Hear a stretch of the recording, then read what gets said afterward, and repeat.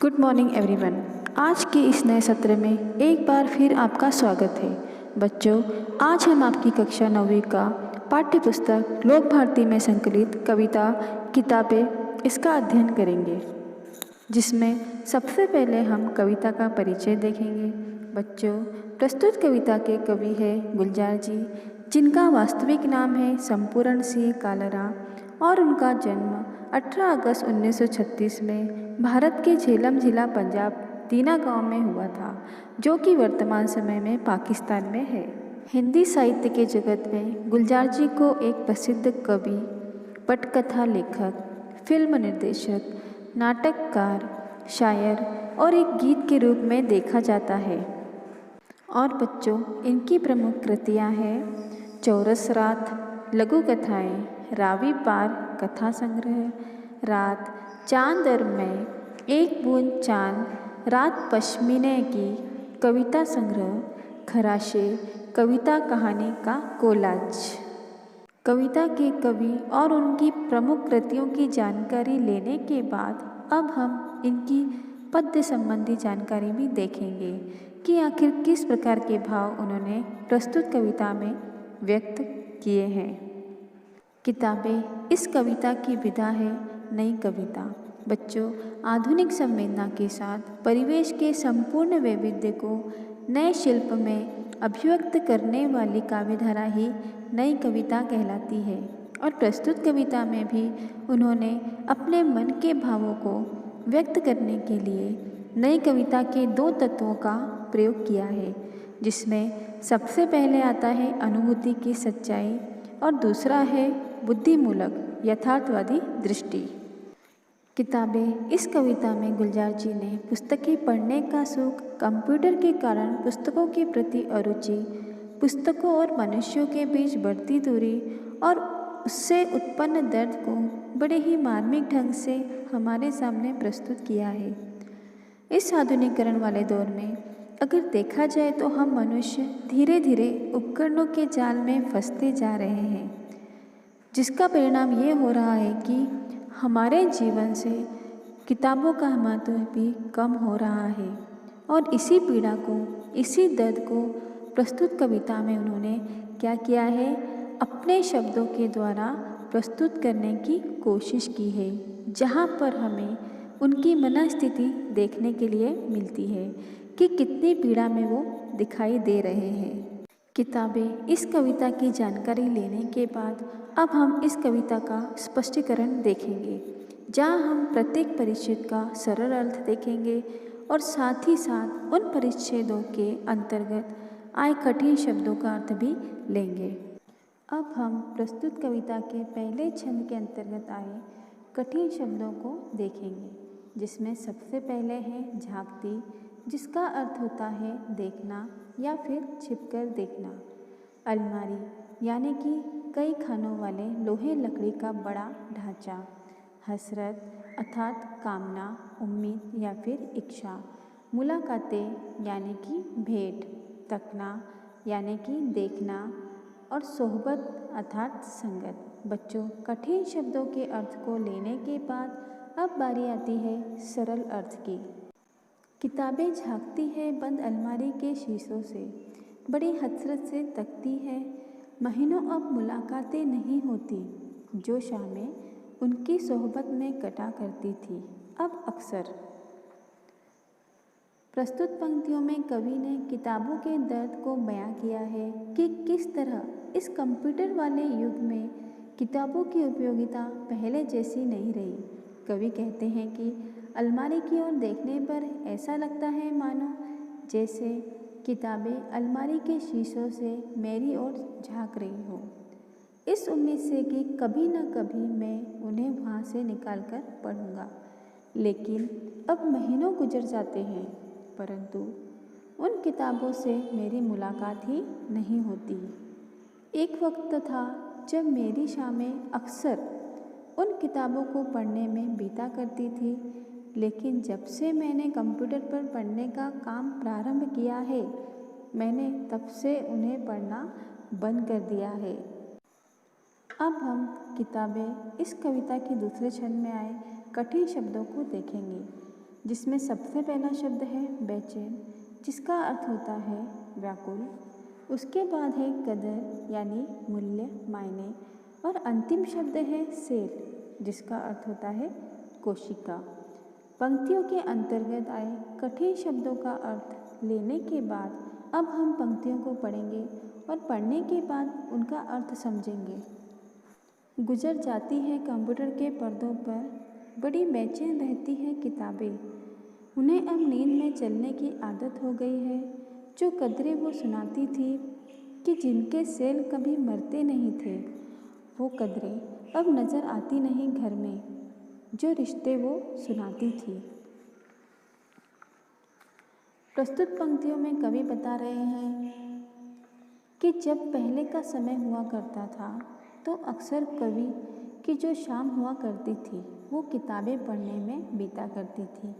लेकिन जब से उन्होंने कंप्यूटर को अपने घर में लाया है, तब से उनके पढ़ने लिखने का जो काम था वो हमेशा कंप्यूटर पर ही किया करते थे। अर्थात उनकी शामें अब अक्सर कंप्यूटर के पर्दों पर ही बीता करती है। कवि कहते हैं कि इस वियोग के कारण किताबें बहुत बेचैन रहने लगी है। अब हालत यह हो गई है कि ये किताबें नींद में चलने लगी है, अर्थात अब कवि को सपने में वो किताबें दिखाई देती हैं। इसके बाद वाली पंक्तियों में कवि कहते हैं कि इन किताबों से इन मानवीय मूल्यों की जानकारी मिलती थी और जो हम मनुष्यों के लिए बहुत ज़्यादा अटूट हुआ करते थे। वे मानवीय मूल्य अब हमारे घर में नज़र नहीं आते। ये रिश्ते जिन संबंधों के बारे में बताते थे, वो रिश्ते अब धीरे धीरे हमें ख़त्म होते दिखाई देते हैं। बच्चों, अब हम किताबें इस कविता के तीसरे छंद में आए कठिन शब्दों के अर्थ देखेंगे, जिसमें सबसे पहला शब्द है उगड़ना, जिसका अर्थ होता है सिलाई टूटना। सफ़ा यानी पन्ना, सिसकी यानी धीरे धीरे रोने का शब्द, लफ्ज़ यानी कि शब्द, टुंड यानी ठूंठ या फिर सूखा हुआ पेड़। माने का मतलब होता है अर्थ। बच्चों, तीसरे छंद में दिए गए कठिन शब्दों का अर्थ लेने के बाद अब हम तीसरे छंद में आए पंक्तियों को पढ़ेंगे और उसका सरल अर्थ देखेंगे। वह सारे उधड़े उधड़े हैं, कोई सफ़ा पलटता तो एक सिसकी निकलती है। कई लफ्ज़ों के माने गिर पड़े हैं, बिना पत्तों के सूखे टुंड लगते हैं वो सब अल्फाज जिन पर अब कोई माने नहीं उगते। प्रस्तुत पंक्तियों में कवि किताबों की प्रशंसा करते हुए कहते हैं कि किताबें हमें हमारे रिश्तों व संबंधों के बारे में बताती थी, लेकिन वे सारे संबंध अब उधड़ गए हैं, अर्थात टूट गए हैं। कवि कहते हैं कि जब मैं उन किताबों का कोई पन्ना पलटता हूँ तो उनकी हालत देखकर मुझे रोना आता है और उनके गले से सिसकी निकलने लगती है। कवि किताबों के पन्नों के संबंध में कहते हैं कि इन पन्नों से कई शब्दों के अर्थ फटकर गिर पड़े हैं। बिना अर्थ वाले शब्द ऐसे दिखाई दे रहे हैं जैसे बिना पत्तियों वाला कोई सूखा पेड़ हो, जिस पर अब कोई अर्थ उगने वाला नहीं है। अब हम किताबें इस कविता के चौथे छंद में आए कठिन शब्दों का अर्थ देखेंगे, जिसमें सबसे पहला शब्द है ज़ुबां, अर्थात जीभ, जायका यानी स्वाद, तह ब तह अर्थात परत दर परत, पर्दा यानी कंप्यूटर का पर्दा, जाति यानी निजी, राब्ता अर्थात संपर्क। बच्चों, कठिन शब्दों का अर्थ लेने के बाद अब हम पंक्तियों को पढ़ेंगे और उनका अर्थ समझेंगे। ज़ुबां पर जो जायका आता था, जो सफ़ा पलटने का, अब उंगली क्लिक करने से बस झपकी गुजरती है। बहुत कुछ तह ब तह खुलता चला जाता है पर्दे पर। किताबों से जो जाती राब्ता था कट गया है। प्रस्तुत पंक्तियों में कवि ने पुस्तकों और कंप्यूटर के पन्नों को पलटने के तरीकों के बारे में बताया है कि किस तरह किताबों के पन्नों को पलटने पर जीभ को एक प्रकार का स्वाद मिलता था, लेकिन अब कंप्यूटर पर मात्र एक क्लिक भर से पलक झपकते ही पन्ने पलट जाते हैं।